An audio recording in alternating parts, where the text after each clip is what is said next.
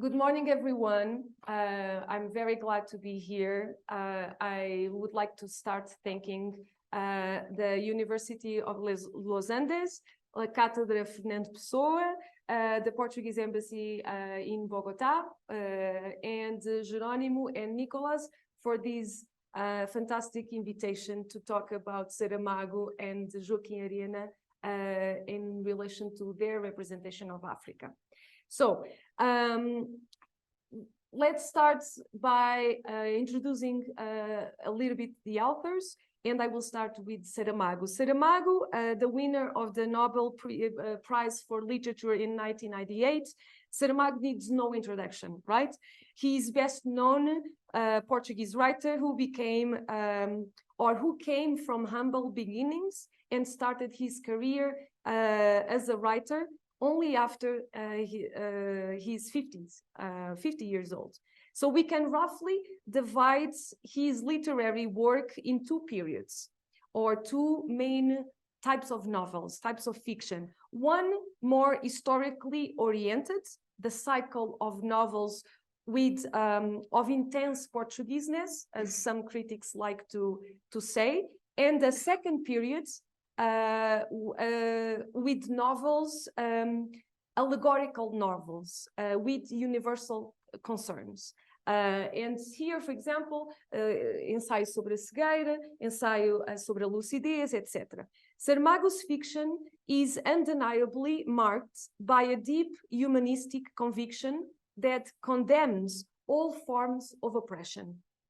However, if we compare the fictional work of various writers who, in addition to Saramago, were very active and stood out in post-25th April Revolution, such as António Lobo Antunes, Tiolinda Gerson, Lídia Jorge, João de Melo, we wonder why Saramago, the most translated and internationally celebrated Portuguese writer, chose not to address explicitly in his fiction Africa, the colonial experience, the war, the April Revolution, decolonization, and the subsequent exodus of the settlers forced to leave Africa. And this question is important because these events are considered by historians, anthropologists, sociologists, artists, are crucial. So they are considered crucial for understanding Portuguese society, contemporary Portuguese society. So it is true that writers don't have to write about everything, right? So we should not judge writers for choosing certain themes. But it's also true that since Saramago did not live in Africa and did not participate directly in the colonial war, such as Lobo Antunes, there would be no biographical motivations for him to venture into the literary exploration of a world he did not experience firsthand. However, this argument is not really sustainable or valid when we point out that Saramago also did not live at the time of the foundation of Portugal, and he wrote História do Cerco de Lisboa, in the Baroque area, and he wrote Memorial do Convento, or in the first half of the 20th century, and he wrote One de Morte de Ricardo Reis. And this, the fact that he didn't live in these periods, did not stop him from brilliantly transporting us to these particular historical moments, inviting us to critically revisit the past and discourses on history. So it is relevant to ask again, why did Saramago choose not to deal directly with the Portuguese colonialism or the colonial war? Having in mind the extraordinary novel Levantado do Chão, focused on the struggle of a family of peasants oppressed by landowners for several generations. So having in mind this novel, we can even go a little bit further and say or ask what distinguishes the exploitation of an Alentejo peasant from an African one, both oppressed by the Salazar's regime And this last one, the African, have been subjugated to colonialism for several centuries. So what distinguishes one oppression from the other? The question I'm asking here is not completely a novelty. I'm not being original here, okay? So for accomplished, very accomplished scholars in the Lusophone world have addressed this issue. Some were more convincing than others. In any case, all ended up concluding that the absence of the colonial world in Saramago is problematic and deserves some space for reflection. I will summarize their arguments for sake of clarification, and I will start, in my view, with the less convincing one, which is the one from, Nicolas, please, the one from or by Maria Alzira Seixo.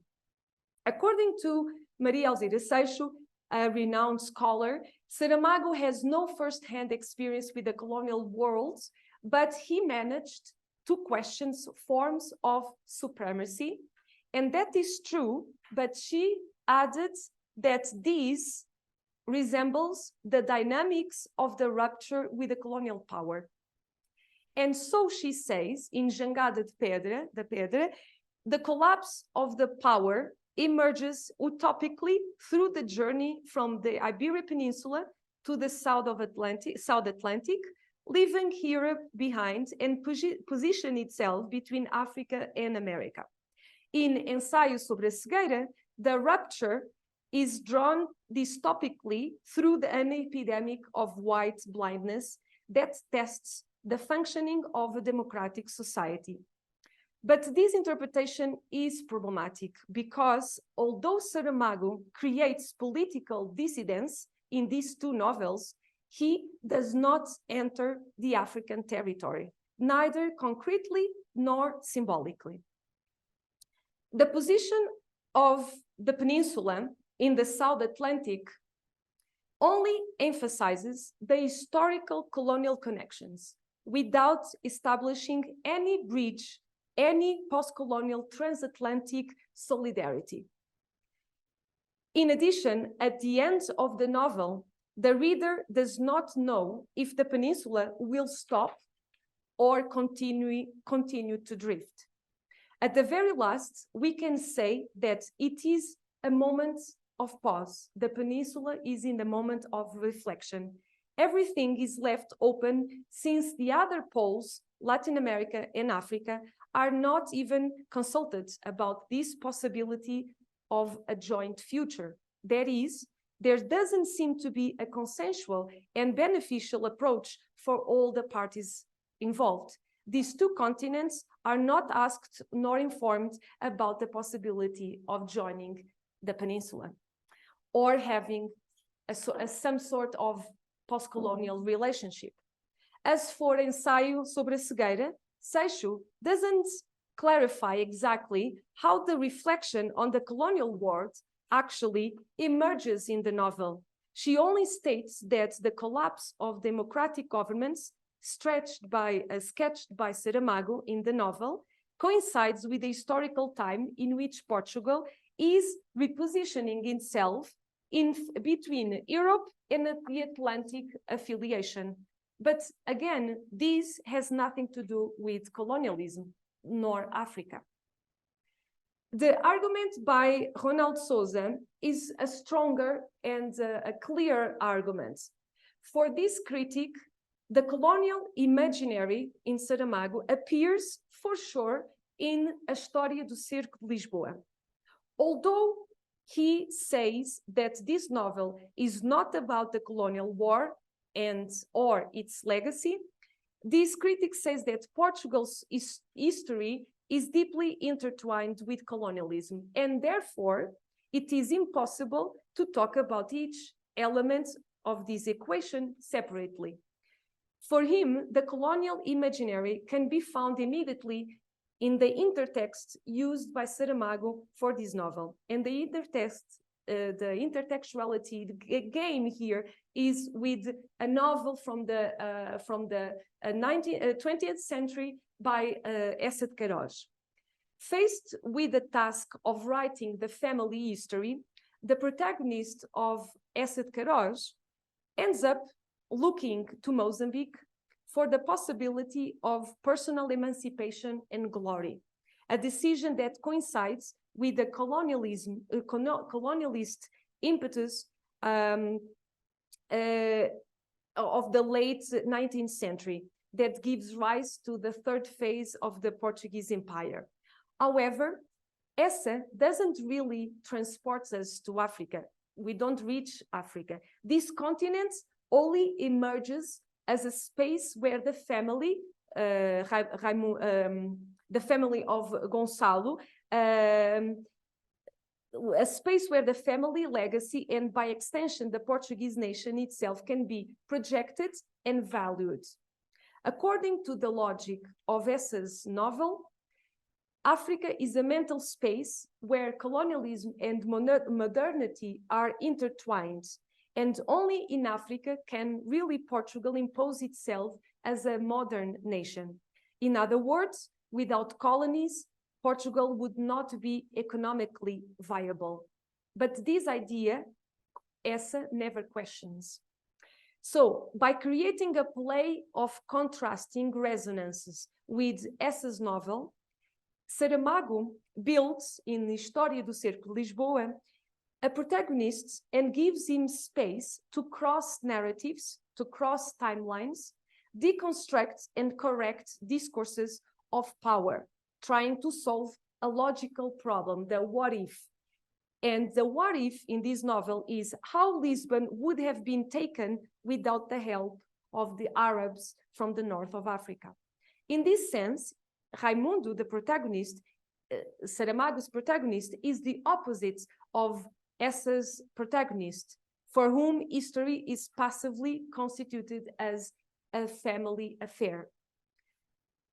And Sousa goes on and says that besides this intertextuality with the novel by Essa de Queiroz, the intertextuality is complemented with other references to the colonial world. And these references emerge explicitly in three moments, in three brief episodes, through references to the fact that the Proto-Portuguese are seen as Cafres, and Cafres doesn't mean the same thing in Spanish, okay? Cafre means here, go native. So the Portuguese as colonizers would be able to go native quicker to adapt to the colonial context. So there is a reference in the novel that the Portuguese, the Proto-Portuguese, were less civilized and advanced than the Arabs from Africa. An idea which, as we know, underlines the argument of Portugal's semi-periphery position and its colonialism. The second moment is a moment where the narrator creates a satire to the romantic and Eurocentric view of Africa present in Essa's novel. And lastly, this colonial imaginary comes through a series of comic and ironic allusions to the colonial war that led to the revolution. But despite all of these brief mentions, Sousa concludes that these mentions, briefly, don't really establish any counter-narrative to the colonial position, but they do indicate one thing, that the relationship with Africa is not accidental in Portugal's history, and has more concrete contours than mere projections, as in the case of the novel by Essa. The next two academics, critics, seem to be more critical of the African absence in Saramago, or Saramago's lack of interest in Africa. For Medeiros, Paulo de Medeiros, when writing his Viagem a Portugal, Viagem a Portugal is a travelogue written by Saramago between October 1979 and July 1980 at the invitation of a publishing house called Círculo de Leitores. So while Saramago writing this Viagem a Portugal, according to Paulo Bundeiros, Saramago missed a good opportunity to reflect in more detail on the African presence in the territory of Portugal and in the Portuguese culture. Let's not forget that the African presence in Portugal predates the maritime expansion, and that the first group of slaves arrived in the south of Portugal in the 15th century. Regarding the colonial topics, in this travelogue, Saramago limits himself to brief mentions to slavery. For example, when in a few lines, he comments about the story of a slave owned by a wealthy Portuguese family. And he mentions a collar, una corrente, no? A collar that might be or could be seen at the Museum of Archaeology and Ethnography in Lisbon. Regarding Ana Paula Ferreira's argument, she observes that Saramago's only intervention in the African world was through his translations of Francophone fiction and non-fiction texts. So Saramago was also a prolific translator after the revolution, before and after, and especially after the revolution. But for Ana Paula Ferreira, even this intervention can be problematized. Ferreira goes into a very meticulous analysis of Saramago's translation of A Boy's Life by the Cameroon writer Ferdinand Oyono. And her analysis shows, among other things, how the translator Saramago makes linguistic choices that do not do justice to the anti-colonial denunciation of the original text, thus demonstrated, and I quote, a metropolitan post-colonial culture reluctant to confront and name its relationship with colonialism and racism. After reading all these critics' arguments, it is possible to conclude that Africa only appears in Saramago's fiction laterally. In fact, the Black continent emerges above all as an imagined space, distant and free, unknown and somewhat exotic. This is precisely what we see in the text Retrato dos Antepassados. In this short text, Saramago draws the profile of his African great-grandfather with enchanted paints, like with rosy colors, let's say. And although this text does not present a colonialist vision, the image, the idea of Africa is reduced to the space of the imagination, a mythical space characterized by moral neutrality. So, to understand the absence of Africa in Saramago, we must turn to his political writing and learn about his ideological position. He never hides the fact that he was affiliated in the Communist Party, and that Marxism and the class struggle was a way to understand the world.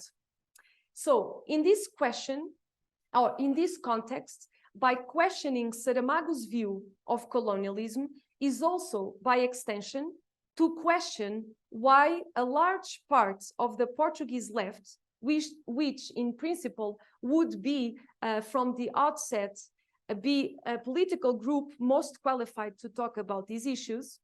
So again, why large part of the Portuguese left has maintained, and in the way still maintains, a relative silence about the colonial past. In the same way, it is also possible to question why most Portuguese neo-realist authors were not interested in writing about Africa, concerned as they were with the social inequalities of the Portuguese countryside, especially the Alentejo region. In numerous chronicles, short texts by Saramago, published since 1968 on, in various newspapers and magazines, we find, on the one hand, the foundations of the claim for an authoritarian voice, and later spreads into fiction, rejecting the role of the conventional narrator, and on the other hand, through subtle irony, so necessary to circumvent the censorship of Salazar's regime. So we find the general features of his vision of Portugal: a poor country, economically and culturally subjugated to a provincial dictatorship, and remains on the border of Europe, physically and symbolic. So this was generally the idea of Portugal in Saramago's short chronicles. So for reasons of time today, I will just focus on the os apontamentos, a volume of the editorials written by Saramago during his time as chief editor of a daily newspaper called Diário de Notícias between April and November 1975. In the midst of an ongoing revolutionary process, a period marked by a conflict of legitimacy due to the results of the Constituent Assembly elections, and the different visions for the future of the country between the main parties, and the Prime Minister at the time, Vasco Gonçalves, whose government implemented measures considered to be quite controversial, such as the nationalization of banking, of the banks, insurance, and hundreds of other companies, as well as the radicalization of the land reform, among other measures. So, reading these political texts published almost daily during the 8 months of this the PREC, Processo Revolucionário em Curso, right after the revolution, reading these texts, we identify 3 main ideas, at least. First, that Saramago was totally committed to the values of the socialist revolution, workers' rights, and the construction of an emancipated society that was critical of the power of the economic elite and the median agglomerates. That is clear. It runs through all these editorial texts. But it's also clear that 2 main ideas stand out. His inattention to the decolonization process and its repercussions for both Portugal and the former colonies. I use the word inattention because they are important absences. For example, he never mentions the departure of the Portuguese settlers from Angola and Mozambique, which took place during the same hot summer that Saramago was the editor-in-chief of Diário de Notícias. In other words, he does not acknowledge the mass migration movements around more than 500,000 people arrived in Portugal during this period, and these numbers are equivalent of 5% of the population at that time. So it's not a small amount of people. So he brushes off these social events from Portuguese society. The Portuguese left saw itself as united with the African people in terms of the oppression exercised by Salazar's dictatorship.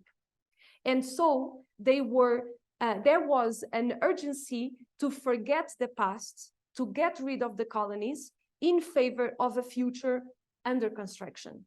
In several excerpts of these texts, Saramago blames the political confusion and the violence on the capitalists who took advantage of the empire, making no comments on the impact of the colonial experience outside of the economic dimension. In what concerns to the colonial war, Saramago he never offers a specific criticism of the colonial system, nor any direct comments about the long centuries of slavery and racism perpetrated by Portugal. In other words, for Saramago, colonialism is seen from the broader plane of the capitalist system, and it is not related in any particular way to the Portuguese experience of being in the world. Saramago's worldview of the colonial world, outlined in these editorials, is summed up in an answer that he gives to a German journalist, Henry Thoreau, in an interview in 1986. When asked about Africa, Saramago talks about Portugal's historical subordinate position vis-à-vis England, Great Britain, as well as the absence of an imperial mentality in Portugal. Nicholas, can you read, please? De hecho, los países africanos eran explotados por grandes empresas que explotaban sectores de la economía en Angola y Mozambique. Por esta razón, el vínculo entre los portugueses y las antiguas colonias siempre fue más una relación, yo diría, afectiva, pero pondría esa palabra incondicional, porque los portugueses tenemos colonias. Las colonias están ahí, así que esto da a los portugueses una sensación de importancia relativa. Tenemos colonias. Pero esto nunca se hizo realidad. Portugal tuvo un imperio, pero lo cierto es que los portugueses no tenían conciencia imperial. Nunca la tuvimos. Okay, so Saramago states in 1986, this idea that there is an absence in imperial mentality in Portugal. And by stating this, Saramago forgets the attempts made from the end of the 19th century onwards, and specifically during the Salazar's regime, to create an imperial mentality through laws, propaganda, institutions, and forms of indoctrination. By forgetting all these efforts, especially done during the Salazar's regime, Saramago seems to be as much of a victim of this imperial ideology as the common Portuguese people to whom he refers. Furthermore, although some of his observations are valid, and I just quote a tiny bit of the interview, so although some of his observations are valid, for example, when he refers Portugal's lack of educational and cultural investment in Africa, they do not accurately describe the colonial situation that existed until 1974, since the lack of investment did not translate into respect for African cultures and languages, and did not prevent various practices of racism and compulsory labor that lasted until 1974. Moreover, by emphasizing the emotional relationship between Portugal and the former colonies, Saramago reminds us of the luso-tropicalist idea that supposedly Portugal was or had been a more soft colonizer. So in his work, Saramago mobilizes very specific ideas of Europe, colonialism, and empire that can only be understood within his Marxist and communist ideological affiliation. In Saramago's geocultural universe, the Iberian countries are on the economic periphery of Europe. And this is where his vision of Transiberia fits in, a future construction based on bringing the Iberian Peninsula closer to Latin America and Africa, but it must be said, without these two continents being consulted about this supposed joint future. For this project of Transiberismo to happen, it would be essential to have a deep and prolonged debate on the colonial responsibility of the Iberian countries. So, the great question that occupies Saramago, in my view, is undeniably the world, the struggle for universal emancipation. For him, all the oppressed are trapped in the gears of the economic imperialism. Everything comes down to a question of class. Therefore, Saramago is deeply consistent with his ideological principles, and there's no contradictions.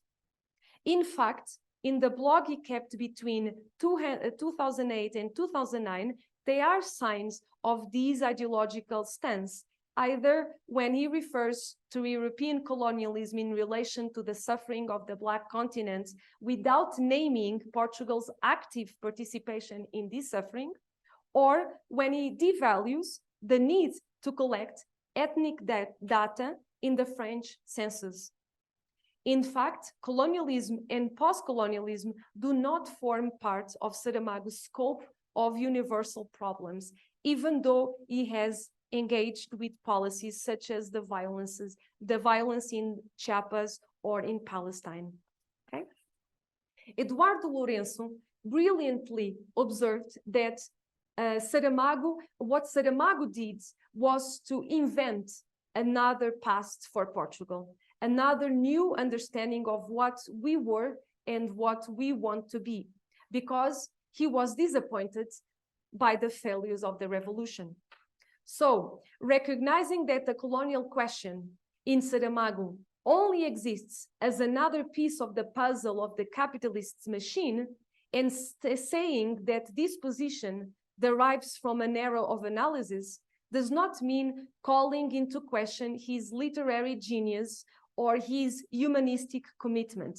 It is just means that it is possible to identify the lack of intersectionality and reparative efforts in his vision of the Portuguese culture. And in this sense, Saramago's fiction, in my opinion, loses its capacity for dialogue with the multiple contemporary debates around colonial legacies and their systemic repercussions of Portuguese society. We will find this problematization, for example, in the work of Joaquim Arena. Arena belongs to the new generation of authors, witnesses of the Portuguese imperial past, who are motivated to break the silences, scrutinize historical lacunae, and put into practice a transnational and transgenerational approach on one that confronts, negotiates, and calls for historical reparation. Arena was born in the island of São Vicente in Cape Verde, and moved when he was 5 years old. He moved with his family to Lisbon. He's the son of a Portuguese father and a Cape Verdean mother, and his stage of embodying two cultures and his personal experience of immigration are central to his writing. Arena spent the 80s and the 90s dedicating himself to music and journalism, as well as traveling through Europe. In the late 90s, after graduating with a law degree from the University of Lisbon, he returned to Cape Verde as a lawyer, a musician, and journalist. He has published fiction and non-fiction. We find in Arena's work an example of what many scholars have been calling since the early 2000s Afro-Europe. That is an example of belonging to the Afro-European community. His first novel, published in 2006, A Verdade de Chim de Luz, is considered, or can be considered, the first book in Portugal that brings a reflection about post-colonial from the point of view of the Afro-Portuguese experience. This novel is unfortunately not available in Spanish. Maybe Nicolas would like to translate it one day, but it's going to be available in English perhaps this year, 2023. So this novel is inaugural of this idea of Afro-Europe and Afro-Portuguese. So for this presentation, I will just focus on a different book, which is Debaixo da Nossa Pele, Uma Viagem. And this book combines biographical, historical, and fictional dimensions, and emerges as an archaeology of the African presence in Europe, and in particular in Portugal, giving visibility to the presence and contribution of Africans throughout history in Portuguese territory. The use of the plural in the title Nossa is an invitation to collectively remember what has been forgotten, and this invitation to remember and not erase the past. Although there is no shortage of evidence of African presence in Portugal since the Middle Ages or even before, there's still a widespread perception that the African presence did not exist until the last years of the dictatorship, and especially after the April Revolution and the subsequent migration associated with the decolonization process. The historian Isabel Castro Henriques, among other authors, have been working for several years against this erasure of the marks of colonial history in Portugal, showing how inconceivable it is today to continue to perpetuate the silencing of colonial heritage in Portuguese territory. The recovery of the history of the African legacy in the book by Arena is done by mapping the traces of the presence of the descendants of Black slaves brought to cultivate rice in the Sado Valley region after the 18th century until the establishment of the Cape Verdean community since the 1960s onwards. Personal memory is an extremely important form of archive when we think and write about culture and history. And even though the narrator of Arena is aware of the fallibility of memory, what stands out in this story, in this book, that crosses memory, history, fiction, is a clear sense of responsibility that fosters a negotiation of different perspectives in search not for victims, but for a complex view of human relationships. Arena's narrative shows how the relationship with the past is mediated by imaginative investment, projection, and creation. And to achieve this mediation, the trope of travel, the idea of travel, journey, it is most in its most diverse manifestations, emerges in this book as a fundamental element, not only for narrative construction, but also for the movement of historical reparation. So, inscribed right from the title, Uma Viagem, the trope of travel, the idea of journey, appears in this book in various forms. And this is also reflected in the organization of the chapters themselves, which form a structure of parallel narratives.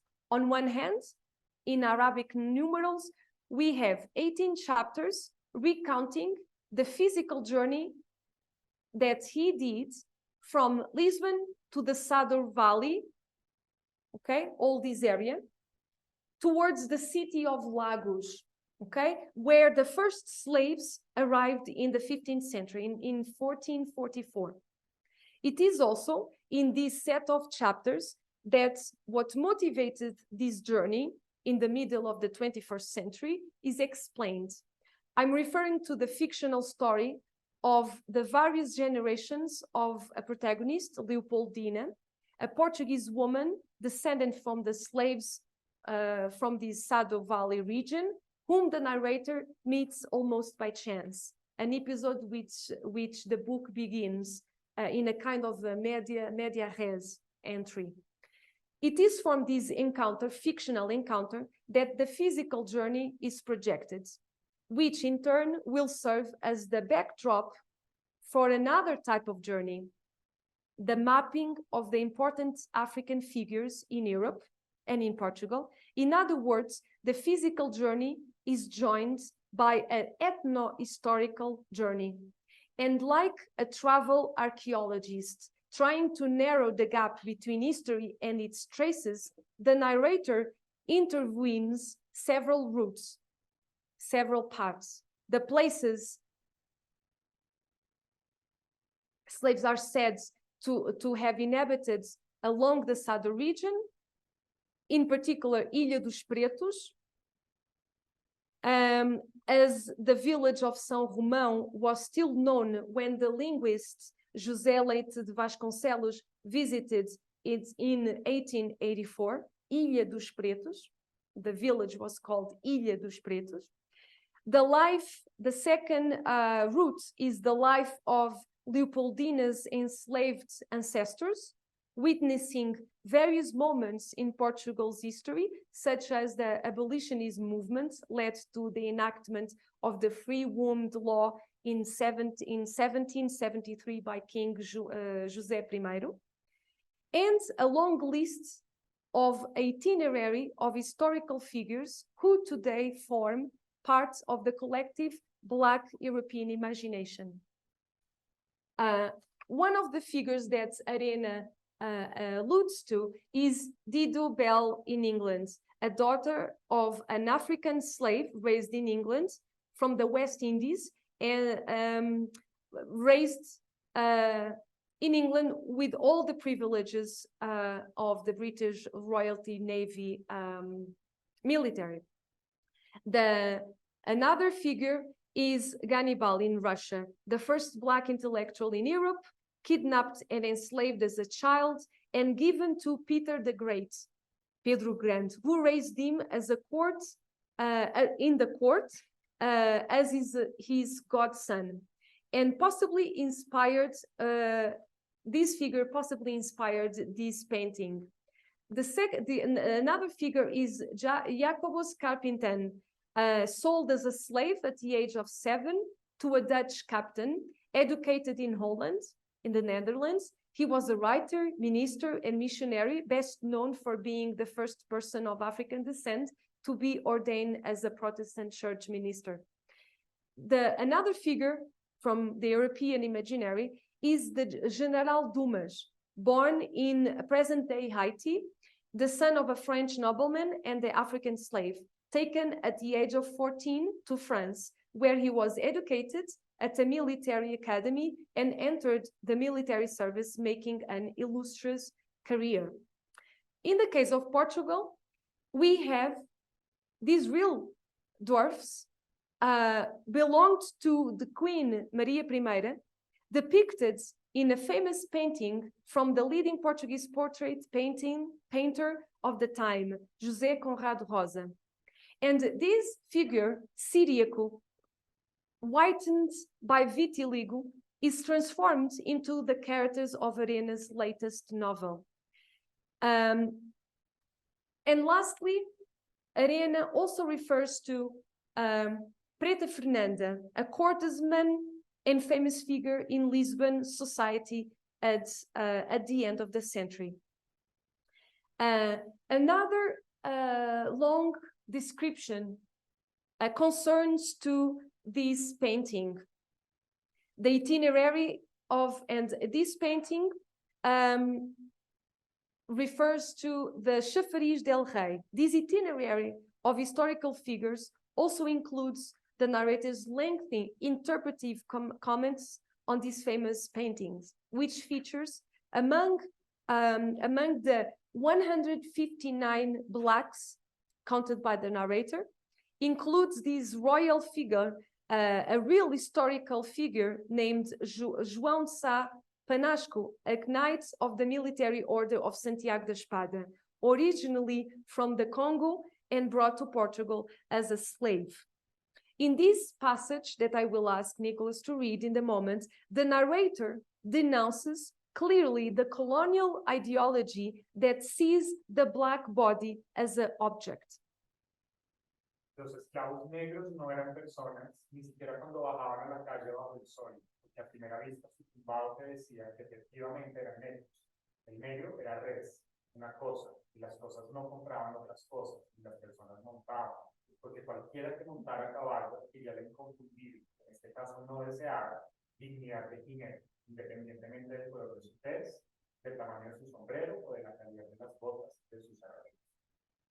Intertwined with the chapters focused on commenting these forgotten historical figures, we have a set of chapters in Roman numerals where the narrator recounts his return to Lisbon and his wanderings around the city, during which he recalls his first arrival in Lisbon as a child immigrant, accompanied by the family in the early 70s. In these chapters, more personal, more intimate, the narrator's experience is part of the large history of Cape Verdean diaspora, particularly that the history of Cape Verdeans embarked in the service of European companies and their families living in Portugal. But it also explores another migratory experiences, the stories of Cape Verdeans immigrating to the US and their stories of misfortune and ascension. And lastly, the stories of Cape Verdeans who are in Lisbon awaiting medical treatment and who live in deplorable conditions. All these chapters, which are shorter and fewer, take a more, as I said, more intimate, more melancholic tone as they reflect on the losses and gains of immigration, childhood experiences, the relationship with an adoptive father, now dead, and the mother's old age.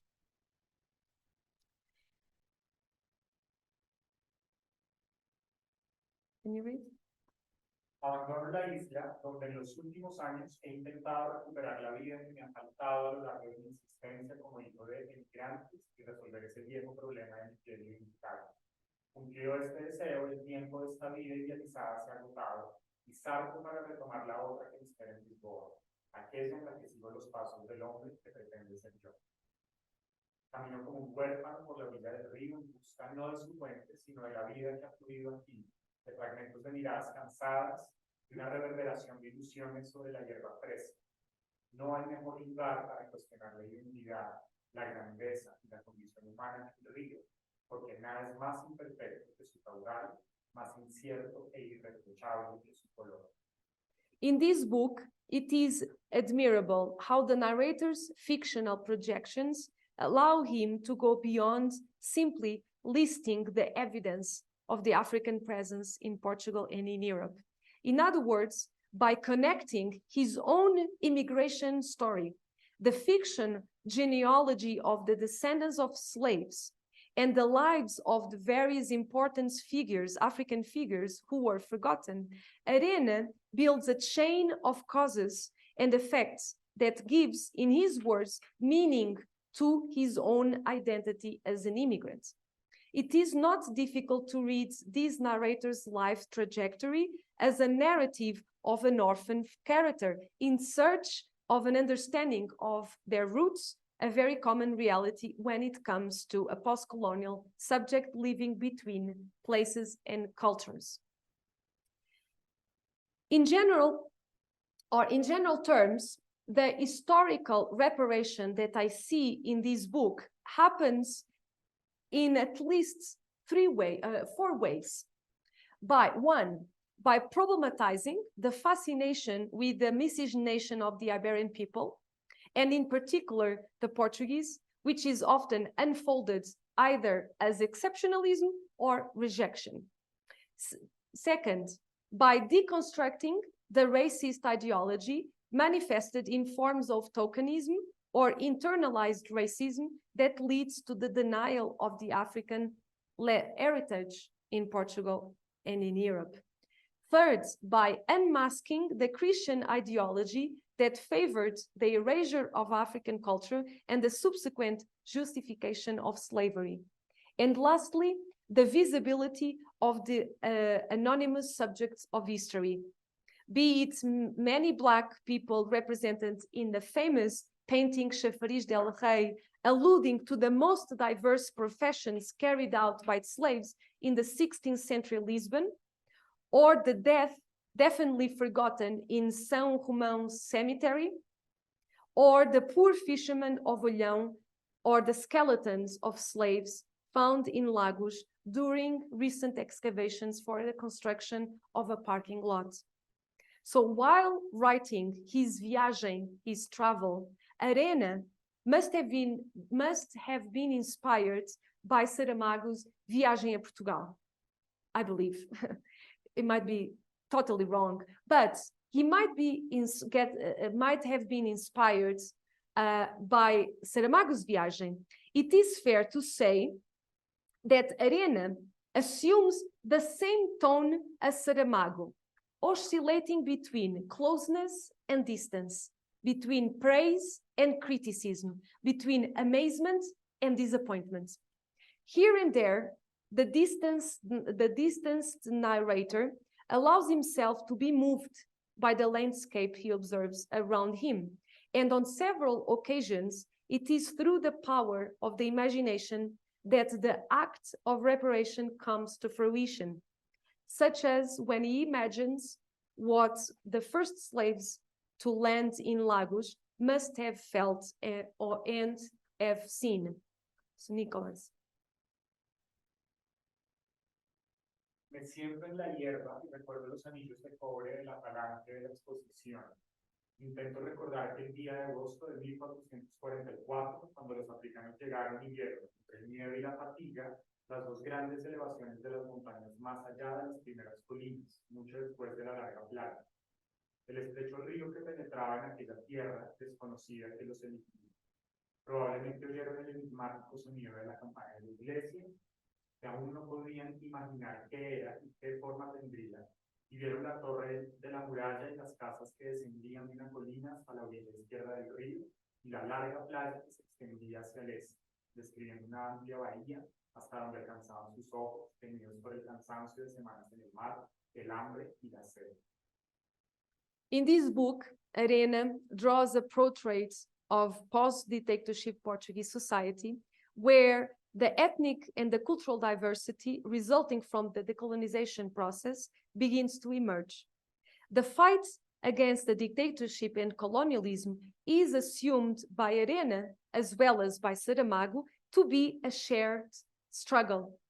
But Arena is very aware that the imperial history doesn't make Portugal a more welcoming place, nor does the interregnum in Cape Verde erases his anguish and melancholy that made him embarked on a journey in search of himself, in the memories and in places he lived, but also in the places and history of various untold life stories.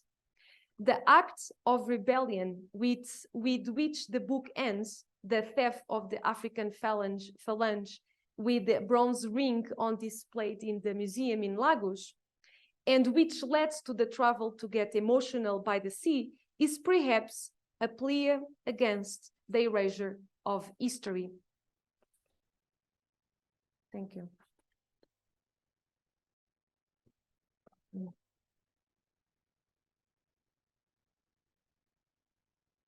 Bueno, preguntas, comentarios. Agradecer, excelente ponencia. Hemos leído algunos estudiantes que están aquí, han leído tu libro, parte de tu libro. Y yo estaba pensando ahorita por el lado de Huertas, y porque tengo que salir en unos minutos, y Sí. las personas que están la mañana aquí al lado, y vamos a estar anunciando la próxima semana la creación de un centro de lengua portuguesa con una donación de ellos.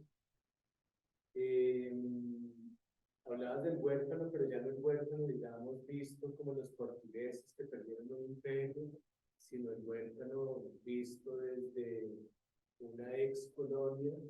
Eso como complementa, digamos, otros trabajos que has hecho, porque aparece ya el figura del huérfano desde más atrás. Sí, para mi tesis, mi libro tenía que tener un corpus más o menos workable, ¿no? No podría hacer todo. Entonces escogí lo órfano de la parte del colonizador y sus descendientes, mestizos y blancos. ¿Okay? Pero hay toda una reflexión de los órfanos postcoloniales, quer decir, como este narrador que se siente órfano porque está entre culturas y busca su identidad y sus raíces en los espacios, en las historias, en la memoria. Y yo he escrito 2 ensayos sobre cine africano, porque me parece que hay en el cinema africano, por ejemplo, en Flora Gomes, un cineasta de Guiné-Bissau, María João Ganga, de Angola, que trabajan mucho los órfanos que resultaron de la guerra civil angolana de Guinea-Bissau. Entonces, yo creo que la excolonia también puede, sobre todo la excolonia, embodies, corporiza esta idea de orfandad porque está procurando su espacio después de colonialismo. Entonces hay muchas ramificaciones, metamorfosis de lo órfano del lado de la ex-colonias.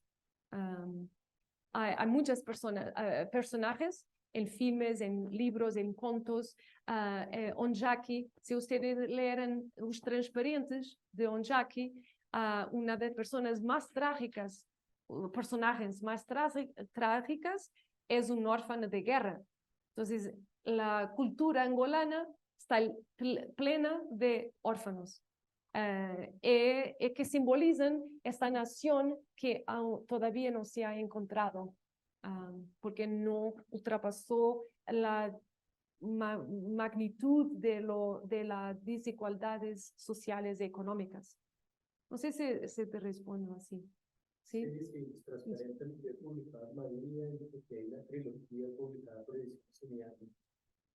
Es una novela estupenda, muy, muy interesante. Pero hay muchos órfanos en la literatura africana. Manuel Rui, Pepe Tela. Pepe Tela tiene una novela que se llama Si o Passado Não Tivesse Asas. Si lo pasado no tuviera asas,